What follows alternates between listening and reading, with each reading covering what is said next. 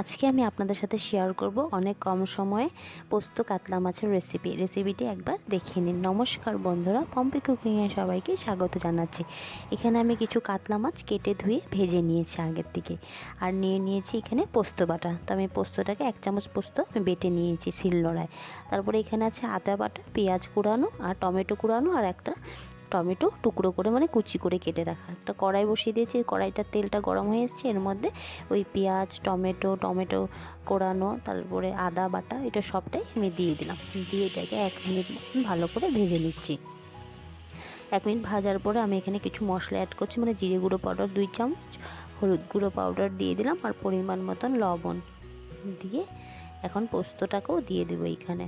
তো 3-4টে কাঁচা লঙ্কাও দিয়ে দিলাম, দিয়ে এটাকে একটু মিক্সড করে নিলাম। এখন এই পোস্তটা আমি দিয়ে দিলাম, দিয়ে একটু জল দিয়ে ভালো করে নাড়িয়ে নিচ্ছি আর মিক্সড আপ করে নেব 1 মিনিট মতন। তো 1 মিনিট মতন আর কি কষিয়ে নিলাম। কষানোর পর আমি একটু চিনি দিয়ে দিলাম, চিনি দিয়ে আর একটু নাড়িয়ে নিলাম। ওরা 10-15 সেকেন্ড নাড়ালেই হয়ে যাবে। এই পর্যায়ে এখন আমি জল দিয়ে দিব। তো আপনারা গরম জল অবশ্যই ইউজ করবেন। আমি গরম জল দিয়েছি, গরম জল দিলে রান্নাটা খুব ভালো হয় খেতে। আর তাছাড়া আমার চ্যানেল রেসিপিগুলো ভালো লেগে থাকলে লাইক শেয়ার সাবস্ক্রাইব করে দেবেন। তো ঝোলটা যখন ফুটে এসছে তখন আমি এক এক করে সব মাছগুলো দিয়ে দিলাম।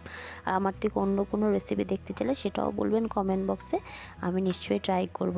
আর আমার চ্যানেলটিকে একটু সাবস্ক্রাইব করে দেবেন প্লিজ। তারপর আমি মাছটাগুলো দিয়ে একটু ফুটিয়ে নিয়েছি 2 মিনিট মতন। আপনারা চাইলে আরও গাঢ় করতে পারেন, আর উপর দিয়ে আমি ধনেপাতা কুচি দিয়ে দিচ্ছি। আর আমি একটু ঝোল রাখলাম, গরম দিন তো একটু হালকা পাতলা খেলেই ভালো হয়। তো আপনারা চাইলে আর একটু গ্রেভি করতে পারেন। এই পর্যায়ে আমি নিভিয়ে দিলাম, ব্যাস রেডি হয়ে গেল। তো please like share and subscribe my channel. ভালো থাকুন, সুস্থ থাকুন, টাটা, লাভ ইউ অল।